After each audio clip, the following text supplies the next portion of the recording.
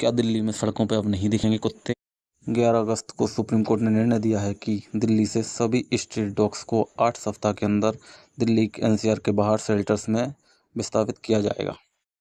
Supreme court ने हवाला दिया है कि रेबीज के केसेस को कम करने के लिए ये निर्णय लिया गया है और सुप्रीम कोर्ट ने कड़े शब्दों में कहा है जिसको स्ट्रीट डॉग्स पसंद है उन्हें अपने घर ले जाएं।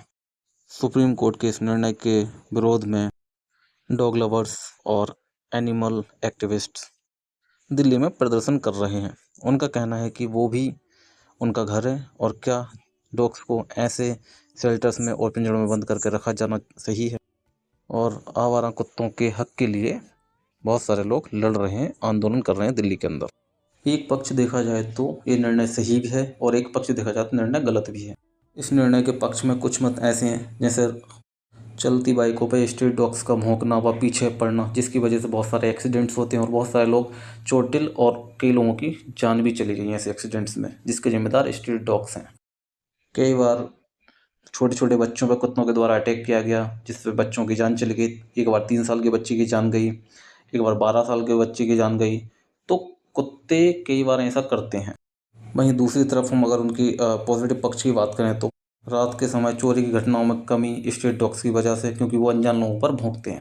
दूसरा, फूड चेन सिस्टम में भी असंतुलन पैदा होगा अगर एक साथ सारे डॉग्स को ऐसे शेल्टर्स में बंद करेंगे तो। भारत ही इकलौता ऐसा देश नहीं है जो ऐसी सिचुएशन से लड़ रहा है। ऐसे बहुत सारे दुनिया में देश हैं जिनके सामने ऐसी सिचुएशन आई है और उन्होंने अपने अपने तरीके से इसको टैकल किया है। पेरिस और फ्रांस में 14वीं से 19वीं सदी के बीच रेबीज के डर से हजारों कुत्तों और बिल्लियों को मार दिया गया। इसका नतीजा यह हुआ कि चूहों की आबादी ज़्यादा हो गई जिससे बीमारियां और तेज़ी से फैलीं। पर्यावरणीय असंतुलन बढ़ गया जिससे इंसानों को और ज़्यादा नुकसान हुआ। प्राकृतिक शिकारी हटाने से दूसरे खतरनाक जानवर या कीट तेज़ी से बढ़ सकते हैं। दूसरा मामला चीन के बीजिंग शहर का, जहां 2006 में 50,000 से ज़्यादा कुत्तों को मारा गया। नतीजा ये निकला कि जनता में भारी आक्रोश और इंटरनेशनल लेवल पर इसकी बहुत आलोचना हुई। तीसरा केस रोमानिया का है जहां पर 2013 में एक बच्चे को आवारा कुत्तों के द्वारा मार दिया गया था। इसके बाद वहां पे कानून बनाया गया कि कुत्तों को पकड़ के जान से मार दिया जाए। वहां पर लाखों कुत्तों को मारा गया, लेकिन कुत्तों की आबादी और बढ़ी क्योंकि गांव से शहर की ओर कुत्तों का पलायन चालू हो गया।